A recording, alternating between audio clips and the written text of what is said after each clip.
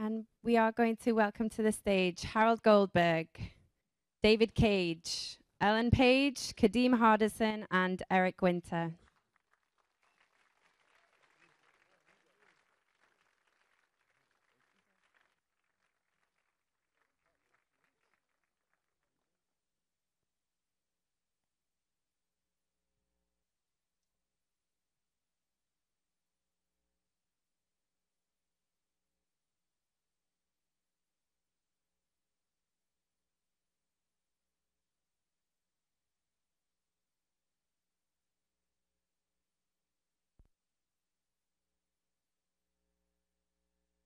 All right.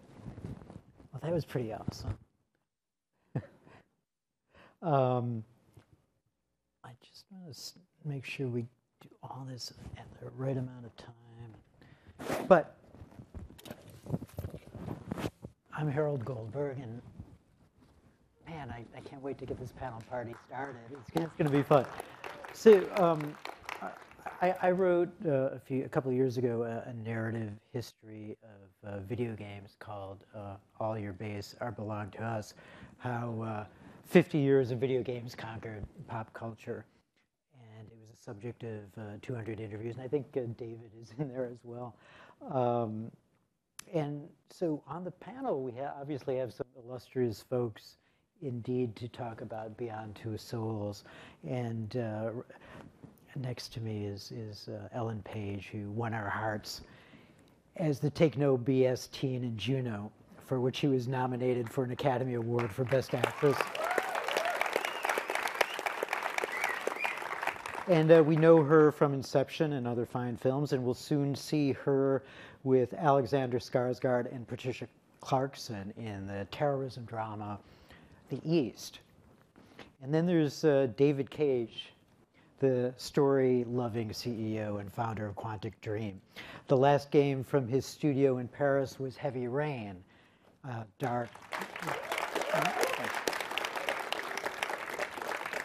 an awesome, dark, creepy, frightening game about murder and serial killers.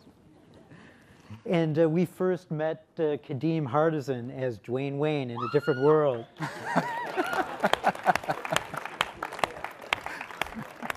We've seen him in everything from House to Parenthood, and he's directed and starred in a new film called The Dark Party, and boy, does he love games. Yeah, absolutely. And we've seen Eric Winter in everything from The Mentalist to Good Christian Bitches. And I'm so glad you were in there so I could say that, say Good Christian Bitches. We'll see him in Fire with Fire with Bruce Willis and Rosario Dawson very soon. And what intrigued Jeff Gilmore and me when we started to talk about games at the festival is story. We always get together and talk story for a fairly long time, and then we talk games for a while. And last month I wrote a long feature for the New York Times about BioShock Infinite, and I said that certain games, including David's games, are getting far better when it comes to a deep narrative that's also cinematic. And so David, we just saw some very dramatic dialogue and moving scenes that certainly induced empathy from me. And in your Paris office, I think there are signs that speak about the importance of feeling and empathy when playing the game and when working on the game. So how important is it for us to care about Jodie Holmes, Alan's character? Oh, it's very important. It's the heart of the game. It's really the story of her life. It's a journey in someone's life. And we'll see how when she's, well, as I said, when she's a kid, at different moments, happy and sad in her life. And yeah, just be with her and share her life. It's very important, I think, to storytelling in games. We saw that with Heavy Rain, because in Heavy Rain, usually the figure that we have in the industry for people starting a game and finishing it is about 20%. So it's only 20% of the people starting a game who see the end of it. But for Heavy Rain, for example, that was really story-driven, this figure was 75%. So because people wanted to see the end, they wanted to know what would happen next, and all this was very important. So storytelling, I think it's something absolutely key in interactivity. And Ellen, what made you want to play the role of Jodie Holmes? Was part of it the story that you're... Absolutely. I mean, when it first came as, an opportunity from David and Guillaume and everyone at Quantic Dream, I didn't know how to wrap my head around it. I was like, what does it mean to be in a video game? I had no concept. I hadn't really even played video games in like 10 years. I sort of stopped at like Crash Bandicoot. So, great game. And and then it, completely intrigued me. And then I got Heavy Rain and was just completely blown away. I mean, I had such limited gaming experience in that time that the technology blew me away. And then to see what was happening, this combination of, interactive gameplay with a cinematic scope of narrative. It was fascinating. And then to sit down with David and have him explain to me this female protagonist and this journey that she goes on, I just was completely blown away and just had gratitude for alone creating a character like that. And then to have the opportunity to do that and have an experience like this, which is just like unlike anything I've done, just because of motion capture and shooting a 2,000-page script, etc. It was amazing. Yeah, and we'll get into it. But it is an awesome kind of independent-minded character. Absolutely. We've packed this panel with clips, and the first one we want to show features Ellen singing, and I actually, when I saw it in Paris, I missed it up. I didn't quite shed a tear because but I missed it up, and it reminded me of back in the day on the Lower East Side when a lot of my friends were sitting on the street singing songs, and everyone thought they would be famous one day, and it just kind of got me. So we have that clip, and if we could just show it, because it shows a bit about the game making technology as well.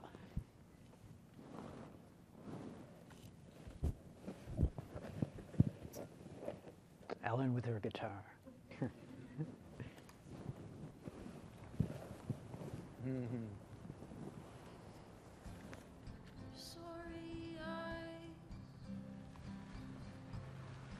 So David, you want to talk a little? I hate to talk over it because I really love. Sorry, I have to talk over it, but first of all, it's my guitar. Okay.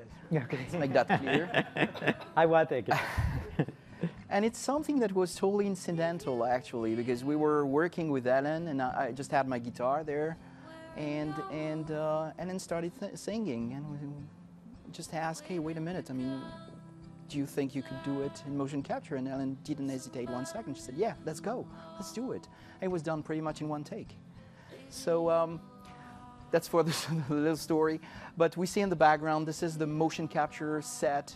It's totally empty, as you can see. You see those little markers on the face of Ellen and the fingers and on the body. This is performance capture. We capture the movements of these little shiny balls, and this is how we get the animation. And that song is, whose song is that? Beck. That's a Beck song, that's right, okay. That's my song.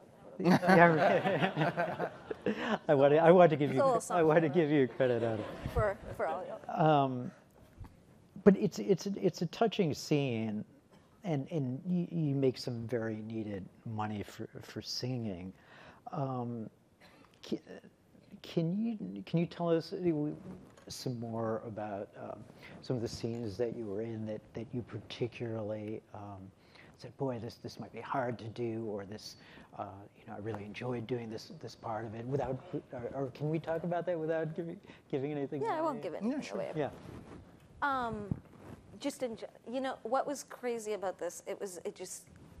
Honestly, it felt like the scope of the story is so huge. As you can, that was the first time I've seen that new trailer, and I was just like, damn, that really does sort of illustrate the scope of, to the extent of situations that Jodie is in and all the things that she goes through. And to be honest, every day it was so emotional and so intense. Like, it's funny to first, like, in LA, you have the scripts, like, you don't really know what you're walking into, and it was absolutely like the most challenging acting job. I mean, because it's just every day you have, you're doing 30 plus pages, and it's nonstop, and a lot of it is really, really emotionally intense and grueling. And so I think, the moments of sort of having to get there and get there quickly and all of that was really challenging, but a great exercise. Like, when would you have that opportunity as an actor to sort of have it just be sort of relentless? It's kind of great rainbow like of emotions. Yeah. And well, I mean, I think we can move from that into kind of asking what questions the actors had of David during the process. So maybe you can go first, and then we'll go with Kadeem and Eric. Yeah, I think the most, because the story is, so long, and you have all these different chapters and different environments that she's in, it was often a matter of just sort of, kind of figuring out exactly what moment we were in, what had just happened, and also, your literal physical environment that you're in. But David was amazing because he was so sort of self-effacing about working with actors and things, and I would go in to shoot stuff and be like, oh my God, I have like 2 seconds to like get into this sort of state or emotional state. I remember one time there's a specific time, and he just so got like, had written this character so beautifully and so deeply understood and connected to her that when we would talk about it, I would just be so moved by him. I mean, he was a fantastic director. And Kadeem? I'm sorry, I get captivated by her. What was Exactly. What were some of the questions you had? I mean, and I know you, as a gamer, played Heavy Rain, but what were some of the questions you had for David as you were coming on set? I didn't have many questions. I was beyond thrilled to be invited to play with her and him and Willem. I just wanted to know how long could I play. I just wanted to do more. I wanted to do another character. I wanted to be Jody. I wanted to do as much as I could. I think my first day might have been a little rough. I might have been a little overwhelmed, and they sent me upstairs to work on my lines. Because I was just so excited. Sure.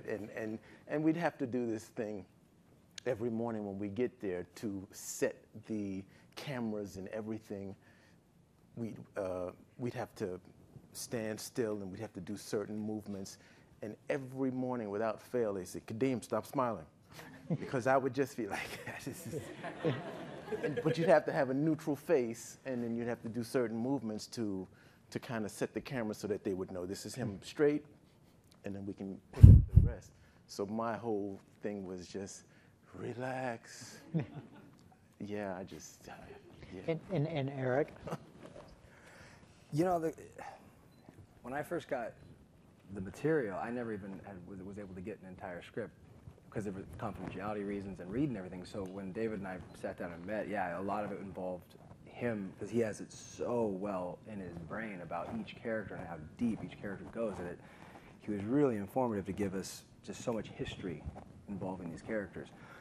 And then getting there, once I wrapped my head around my own character, then it was mind-blowing what we walked into.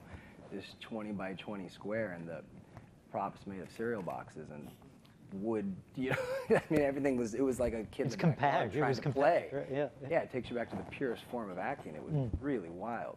Yeah. And he walked us through the process like a champ and really guided us. And I felt like we all had a lot of fun together and some good chemistry, so it made it that much easier. But David, we kind of want to make clear that while this story is very deep, the game aspect is fairly deep as well. And I wondered if you could talk about some of the things you do in the game. Yeah, I mean, we were not shooting a film, we were shooting a game, and it's very different in essence, especially because you need to break down every single scene, every single moment into different possibilities, different branches, different possible actions. So for example, when you shoot a dialogue in a film, you have the dialogue and you record it and that's it. But here we needed to record the fact that Jodie Holmes could say, yeah, of course I want to do this, and then no, no way, and then maybe, I don't know. To all the possibilities that the player will have, we needed to record them. And characters, and Ellen in particular, had to be convincing. Whether she was saying yes, no, and maybe, we wanted her to be consistent with the characterization, with the character, with the moment. And that was a massive challenge for her. And every single action was broken down to different, very small pieces, so the player can really play them and play one of them, a part of them, and make his choices. So it's quite technical as a shooting, but we try to make this quite invisible to actors so they don't notice too much all the technique behind it, otherwise they would get lost in it. And we got lost in it, to be honest. Well, you know, we have yet another clip, and you know, I think game enthusiasts know a lot about motion capture technology, but not everyone does. But it's a technology that allows for almost filmic facial quality and subtle expression in games. And to do it, everyone, as we've seen, you know, kind of dresses up in black and has dots all over their faces, makes them look a little like aliens. But, so we can roll the clip and you can see a bit about how the actors work together with this technology.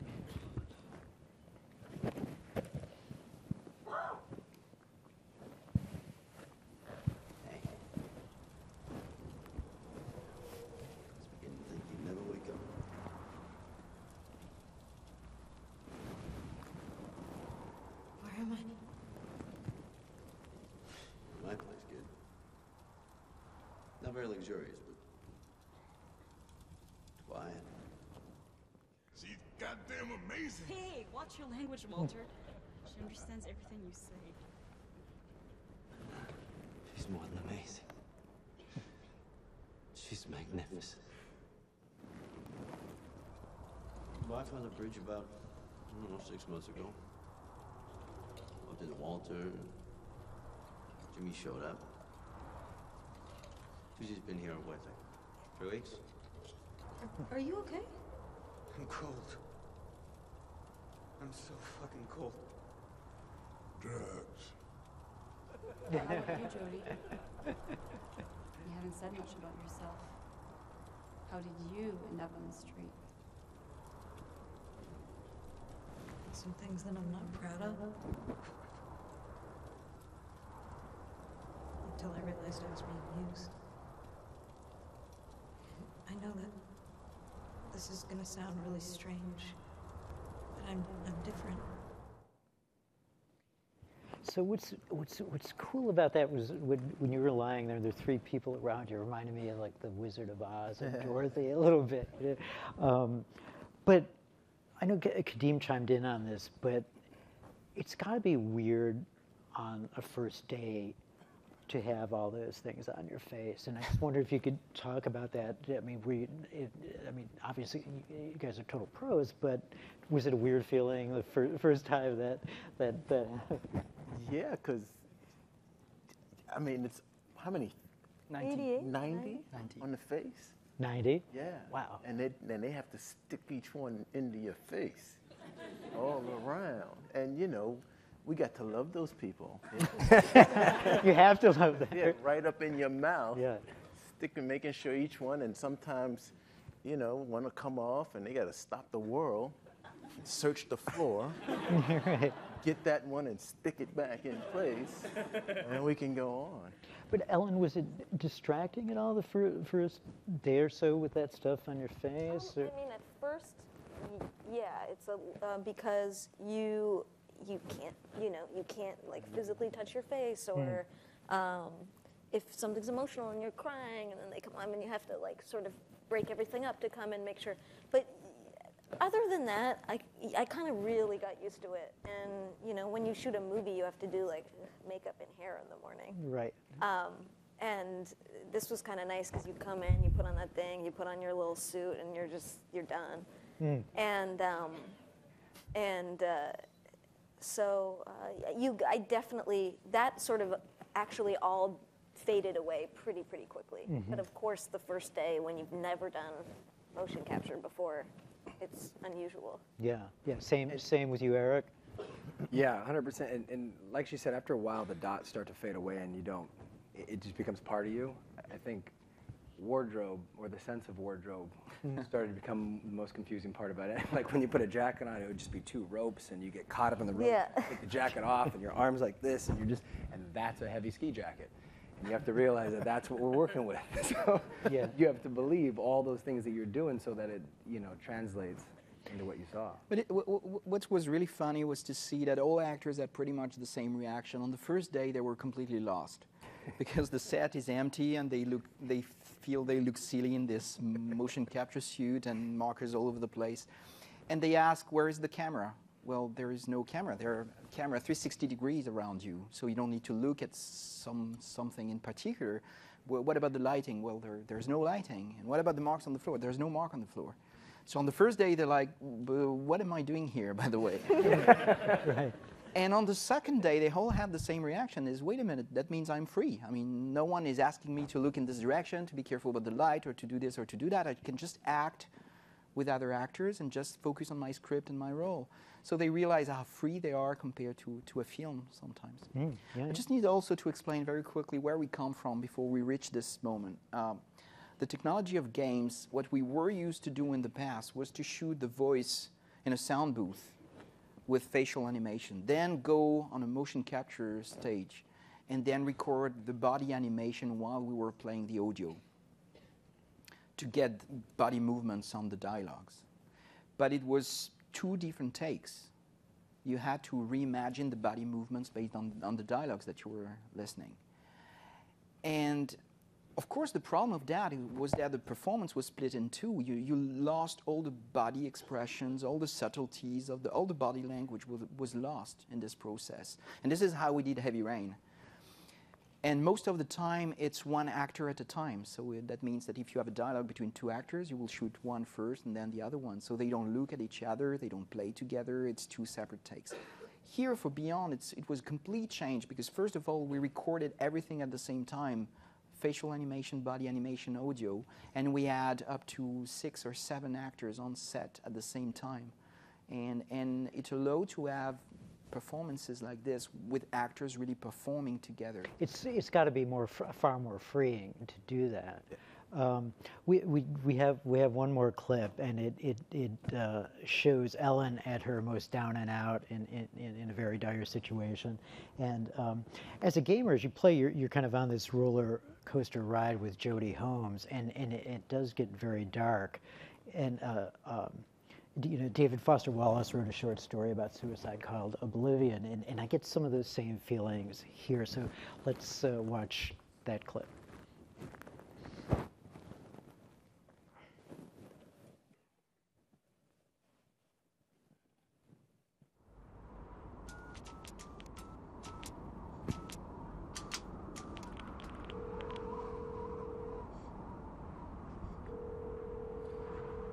Hello? Nathan? Jodie, where are you? They're back. They're all around me. Good God, Jodie, what's happening? I'm tired. I'm so tired. I don't think I'm gonna make it. Tell me where you are. I'll come right now, Jodie. Jodie!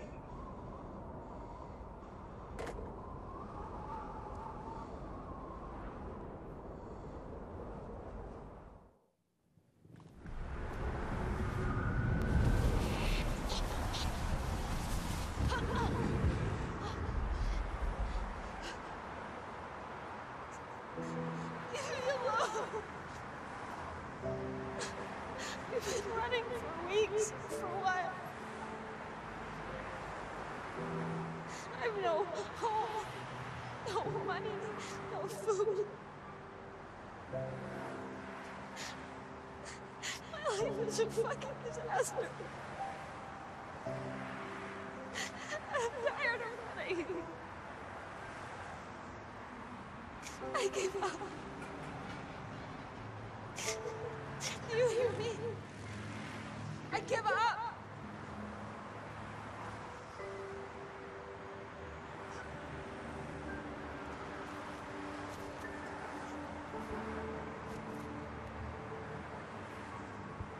We got nothing left to eat. Gotta do something about it. You want to see how things work around here?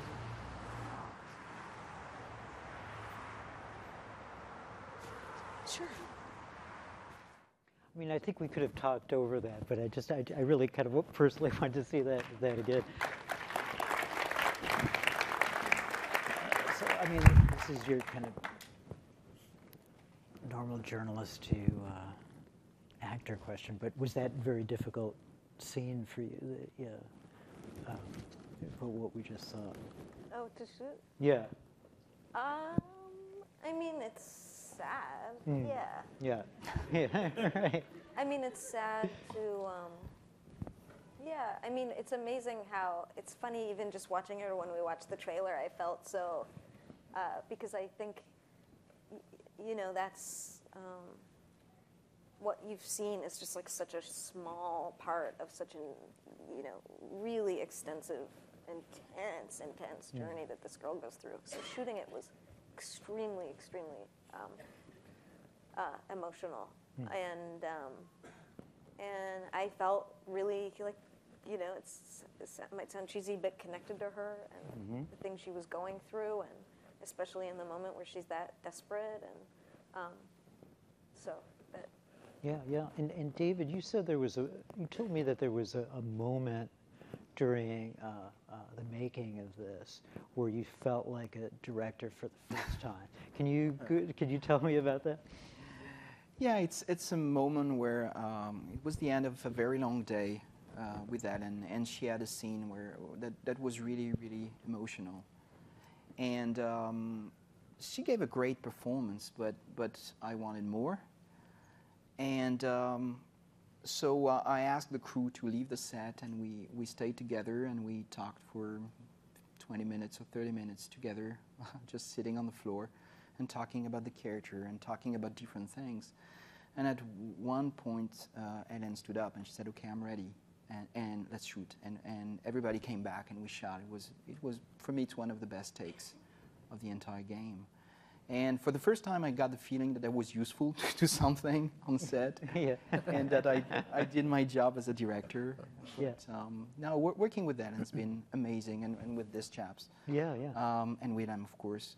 But Ellen has done an amazing job because she had many of these very emotional and challenging scenes, and we were jumping very quickly from one emotional state to another. And doing this is very challenging, and it's just been fantastic. David, can you talk for a minute? We mentioned Willem Dafoe, and can you talk for a minute about his role, and also a bit about some of the gameplay mechanics that you use to control him? So we don't control Willem Dafoe. Willem Dafoe is a scientist who meets Jodie when she's 8, and he becomes like a second father to her. And they have a very strong relationship that will last 15 years. But you do control Aiden. You control Aiden. Actually, in the game, you switch you control Jodie. Yeah. And at any point, you can press a button and switch to this entity. And now you control the entity, and you can fly around. You're invisible. You can go through walls. You can interact with matter in different ways. And all the idea is that you need to make these two characters collaborate. And in different scenes, you may want an entity that is very nice to Jodie, or you may decide that the entity should behave differently to her, which will change the story.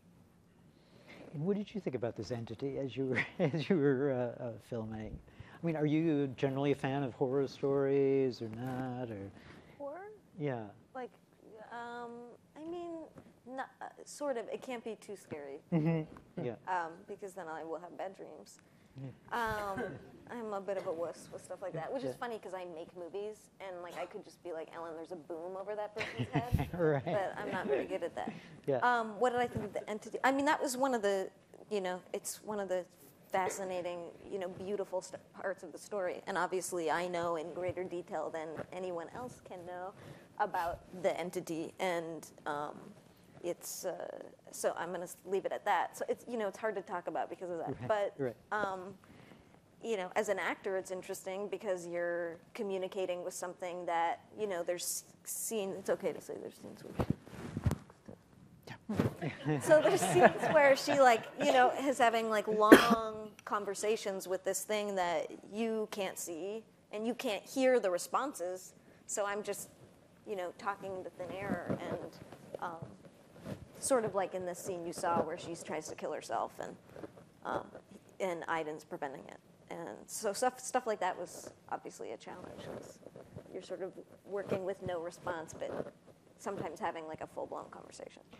And it's interesting because when I played it, one of the interesting things you do to try to control Aiden, the entity, is that you have to move these dots together to use his force to push your enemy away or move through a wall or something like that. And I think it's key for people to know that there are some cool gameplay mechanics involved. Oh yeah, sometimes when we talk about storytelling in games, people think that, it's going to be a long movie and I'm going to press one button every 20 minutes and that's going to be very boring. And actually it's not the case. The game is fully interactive. So everything you saw here, and most people who saw it, it's very difficult to understand when you play and when you watch, but actually you play all the time. Everything is pretty much interactive, so that was absolutely essential to us. I would like also to mention the fact that although there is an entity, it's not a horror game or paranormal, it's not really the theme behind the game, it's really about people. And yes, there is this paranormal element, but it's not about that. It's not. I guess I'm a wuss because I was scared when I was playing there. So we're going to soon open this up to questions from the audience, but first, kind of a serious question, David. The world of video games has always changed, but it's in a kind of interesting changing mode now due to games that are free to play on Facebook and iPad and iPhone games that are fairly inexpensive as well.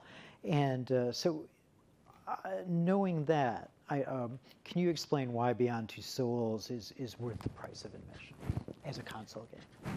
Yeah, I think it's a good question. As you said, we live in a world where you can find very cheap games, but I think there are very different experiences. So with Beyond, we try to create an extraordinary experience, in all possible ways. We got extraordinary talents. We try to create something that is really strong, that is visually as appealing as possible. And this is not the kind of experience that you can find on a tablet, on an iPhone.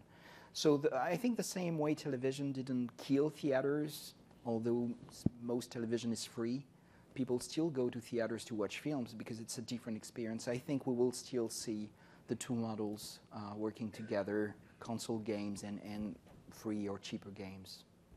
So now, folks, if you would like to make your way forward, we will let you ask some questions of this esteemed panel.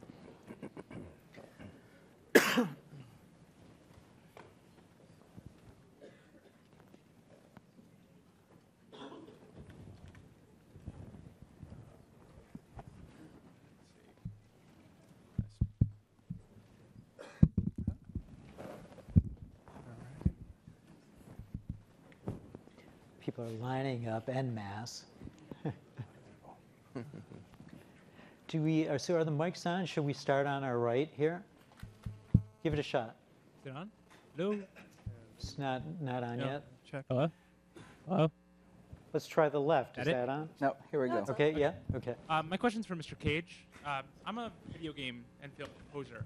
Yes. And I'm just curious on your take on the role of music in games and how that has evolved and how that will continue to evolve, and specifically in your games as well. We're used to say that sound is 50% of the image.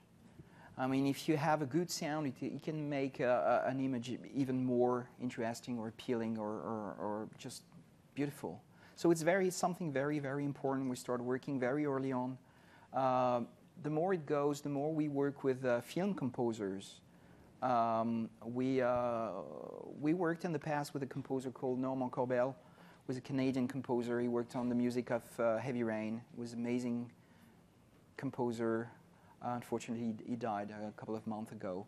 He was supposed to work on Beyond, but it was not possible. But yeah, we work with these composers. They are incredibly talented, and they bring an emotional dimension to the experience that is absolutely essential to me. Thank you. Can't wait to play it. Thank you. We go on this side now. All right, to Mr. Cage. Yeah, I was just going to ask, I mean, looking at all this footage, as Ellen would say, we've clearly gone beyond Crash Bandicoot in terms of experiences. But one of the things I wonder is, does a game like this almost transcend the concept of playing? Like, what would you define playing as in this context? Well, for me, interacting is about making choices and seeing their consequences. So I'm all against the tendency in our industry to define interacting by shooting. If you don't shoot at someone, if you don't destroy something, then it's not a game and you don't interact. I totally disagree with that. I mean, I thought that in some scenes in Heavy Rain where you were just turning on or off the light in the house where your kid was, it was interacting and it had consequences and it was a part of the experience. So I don't know if we transcend the concept of interactivity, but definitely we want to give it a different meaning. You don't need a gun to interact. That's my belief. Let's do one more on the left. Good evening. My question is for the actors. I'd like to know how your preparation for the roles in Beyond were different than from other acting jobs you've had. I would say the most challenging thing is just the amount of memorization you have to do because of the amount of, and typically I don't have that much of an issue with it, but on this, you know, on a film, like on the movie I'm shooting right now, it's like a big movie, so you shoot like a page or less a day, you know, and then on maybe like a movie like The East, you shoot more like 4 or 5 pages a day. On this, we would do 30 to 40 pages a day, but also the scenes that you're doing aren't a fully cohesive narrative because there's so many different options and responses, and so no matter what the emotional intensity of what you're doing is in the scene, you're not shooting those things separately. So it's like you say something, beat the other thing, be the other thing, and sort of that pivoting. First of all, remembering everything, and then pivoting with all of that kind of emotion and direction is really challenging, but such an amazing opportunity as an actor to have that exercise. Because when would you ever get the opportunity for something like that? But the fact that it's just like, you know, and non-stop on a set, you wait for the camera to turn around, you change locations, all of these things. And you're in that space and you just go. Yeah, she had the hardest job by far. My preparation was, I know my scene, I come, and it was almost just like a film. But I could feel for her because she had to flip it. She had to say yes one time and then no next time and then maybe the next time and then next scene. Yes one time and then no it. And I was like, wow, baby. You got it bad. But for us, since we weren't the playable characters, it was, you know, we were supportive. We were the more support team. So I came to work. I did my part. I made sure I was there for her emotionally every time, and him and Willem, and then that was it, and I got to go home. Thank you. And Eric, too. Speak for Eric. Can we go over here?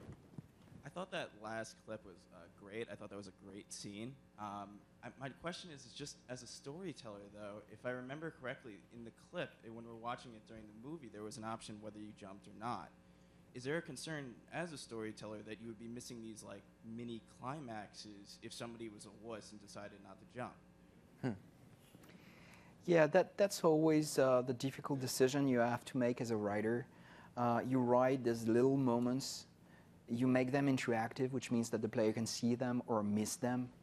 And you want to make sure that no matter what path the player chooses, it got a consistent experience, an emotional experience that says what you want the scene to say. And yeah, sometimes it's a pity to say, oh, you know what, some players will miss this part. But at the same time, you're so happy for the people who will see it that you say it's even better that way. Yeah. It's a privilege. It's the people who make the right choices will get the best parts. And Play it again. Play it over. It's one more. We only have time, unfortunately, for one more question, so we'll go here.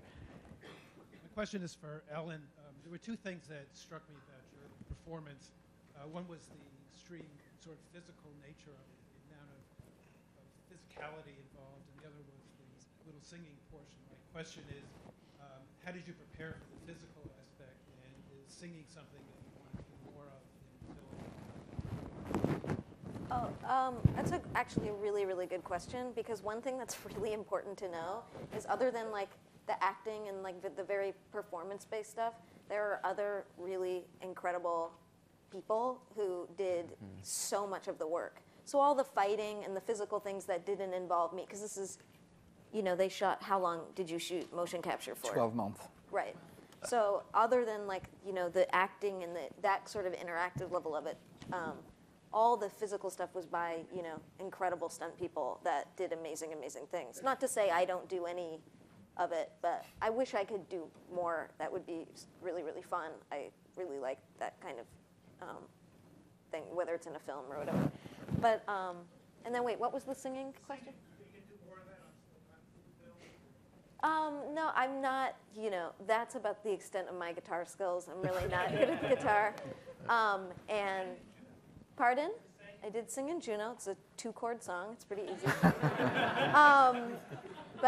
So, I mean, I wish I was a talented musician, but I just do it kind of for myself. Well, thanks to everyone. Thanks to the panel. I really appreciate it.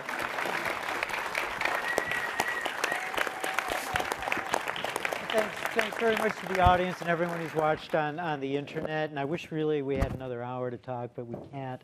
So I hope you got at least a little bit of knowledge about Beyond Two Souls. And thanks so much for letting me speak about it.